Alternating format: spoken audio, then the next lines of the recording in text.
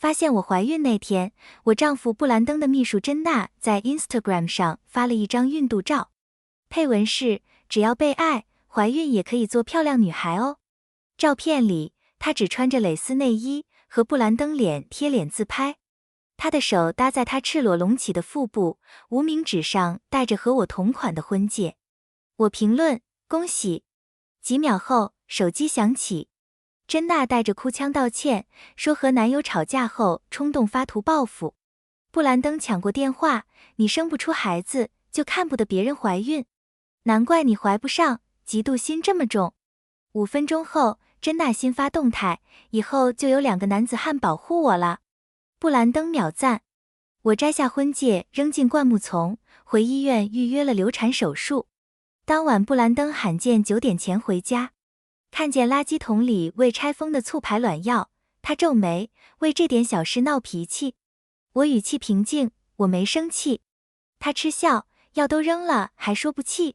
随你便，反正急着要孩子的是你，不是我。我正要递孕检报告，他却塞来一个黑鞋盒，珍娜送的。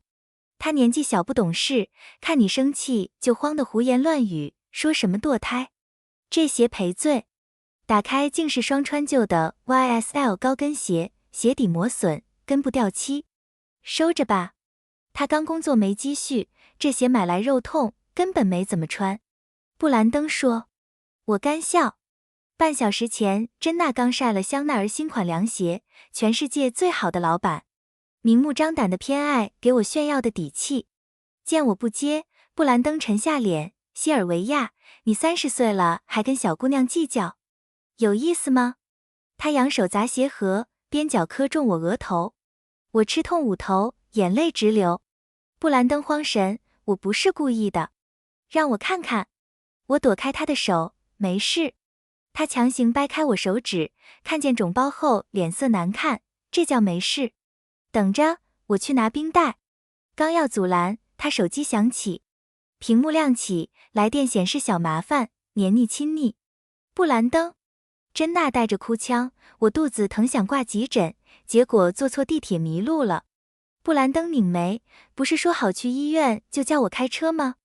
珍娜怯生生：今天又蠢的惹西尔维亚生气，不敢麻烦你们。布兰登严肃：你怀着孕，天大的事也没这重要。微信发定位，我来接你。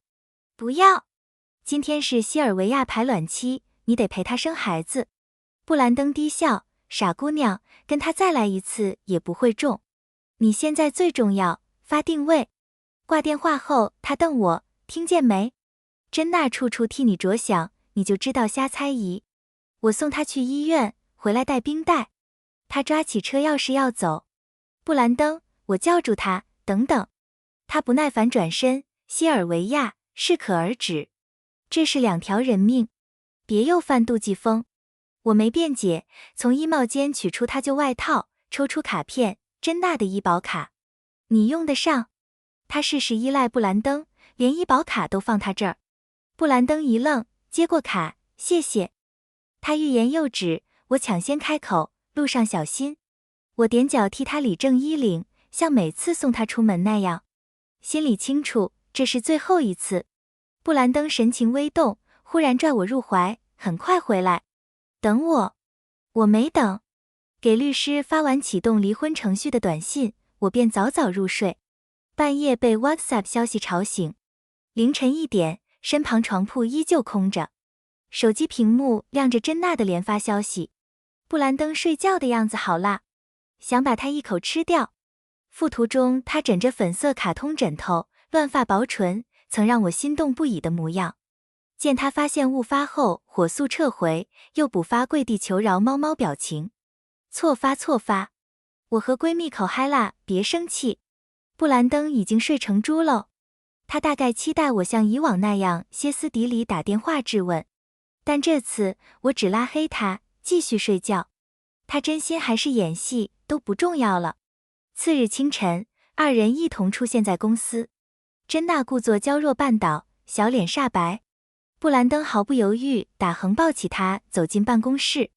他搂着他脖子，回头朝我得意一笑。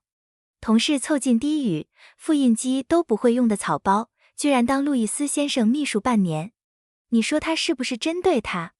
我忙着回律师消息，心不在焉点头，可能吧。话音刚落，身后响起布兰登冰冷的声音：西尔维亚，过来。转身就见他站在身后，眸色沉郁。全公司无人知我们是夫妻。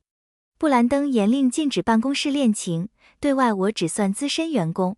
工作上他永远避嫌。曾发烧40度瘫软在地，求他送医，却被斥注意影响，让我找人事请假。而珍娜烧蹙眉说腹痛，他能立刻取消会议，送他看急诊。跟进办公室，看他温声让珍娜去里间休息。门一关，布兰登拽住我手，还生气？我抽回手，语气疏离，说过没生气。他按住我肩膀，紧盯我眼睛，骗谁？昨晚没回家，你连电话都不打，这叫不生气？我蹙眉不解，珍娜不是陪着你吗？秘书照顾老板是本职。他脸色骤沉，手上加重力道。我疼得挣脱，推搡间被他灌进沙发。撑起身时，指尖勾出沙发缝里一件粉色蕾丝胸衣。布兰登见状顿时慌神，那是……我不听解释，把胸衣扔回沙发，声音平静，没别的事，我先出去了，路易斯先生。下班约见客户，刚出门就见布兰登驾车停面前，上车。先送珍娜，再去湖边海鲜自助。珍娜从副探出头嬉笑，不好意思呀，西尔维亚，又蹭车了。我忙着拦出租车，眼皮不抬，你们去。我海鲜过敏。布兰登瞬间黑脸，他知我最爱那家自助，根本不过敏。他刚要开口，我已绕开车子，坐上对面出租车。不料他们竟尾随至餐厅。客户未到，二人自然落坐我对面。我难以置信，直接摊牌，我约了 Jam 科技的安德森先生。布兰登挑眉，安德森先生说不想见我。我抿嘴沉默。他终究是我上司。席间，约翰逊、安德森让助理开瓶名贵红酒。我蹙眉想起预约流产时医生的告诫，上次车祸流产已伤及子宫，这次能怀是奇迹。若不要，可能终身不孕。抿唇正要婉拒，珍娜甜笑插话，早就听说西尔维亚酒量超好，今天终于能见识了。她眨着无辜大眼，浑然不觉般。我冷脸问她，谁告诉你的？珍娜笑容僵住，偷瞥布兰登，我又说错话了吗？布兰登揉她头发，冷眼看我，西尔维亚，一杯酒而已，别小题大做。寒意窜上几倍。迎着他漠然目光，我扯出清晰微笑，路易斯先生，我不能喝，因为我怀孕了。满桌寂静。珍娜最先回神，迅速掩住眼底神色，起身举杯，恭喜你西尔维亚。见他真要喝，布兰登立刻阻拦，珍娜，你也怀孕了，别碰酒。珍娜首次违逆，不，这杯必须敬。入职以来总惹西尔维亚不快，就当赔罪。